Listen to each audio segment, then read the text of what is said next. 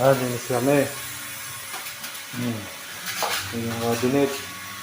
May handle yan, di lang kita kasi yung kulay brown na.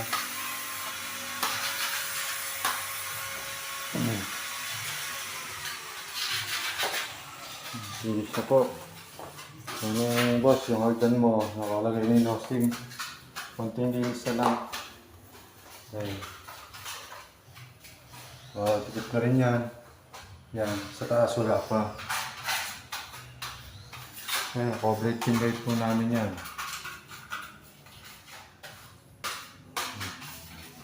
Finish na po.